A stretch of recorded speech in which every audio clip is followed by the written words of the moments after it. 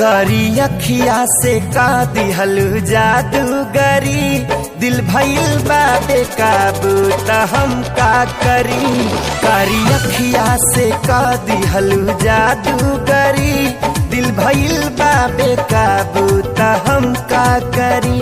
कितनो काबू में राखली चाहिल मन, न मनौलो पमाने त हम का करी। करी अखिया से कारी अखिया से का दिहल जादूगरी, दिल भइल बा बेकाबू त हम का करी।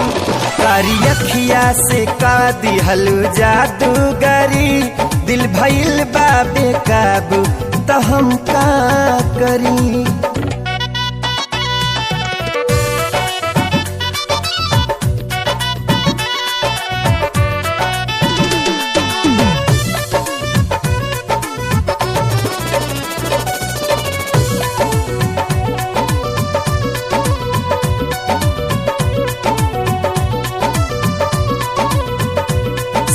चंचल कटीला लचीला बदन, जैसे ना जो न जाकत से लहरे हिरन।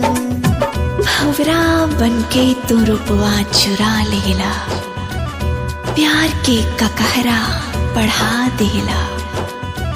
तू मोहब्बत के रोग लगा के राजा, हमके अपन दीवानी बना लेला।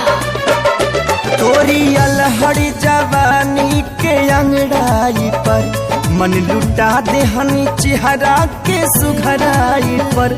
जान जातल न जाला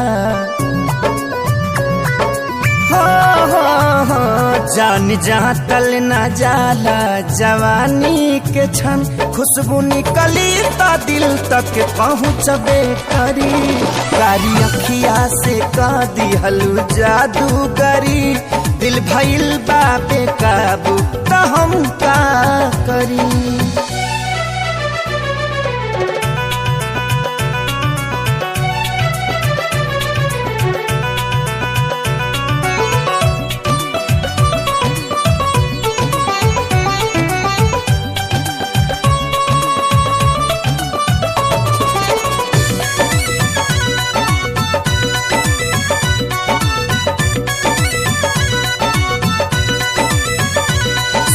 बोली बहुत काच लागेलू तू, चाशनी के नरमिया चिला गेलू तू। चांद सूरज से हमरा के राचल गइल बा, सबसे सुंदरता लेके हमरा के साचल गइल बा। फीका लागेला दुनिया के आठों अजूबा, हीरा मोती से हमरा के तरासल गइल बा। मन करे की न दुनिया के उठवा से तार, रस जवनिया के लिहती हम ओढ़नी उतार।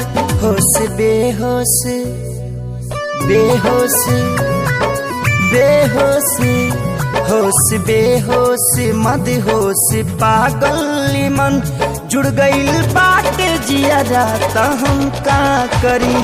कारी अखिया से का दिहल जादूगरी, दिल भइल बा बेकाबू त हम का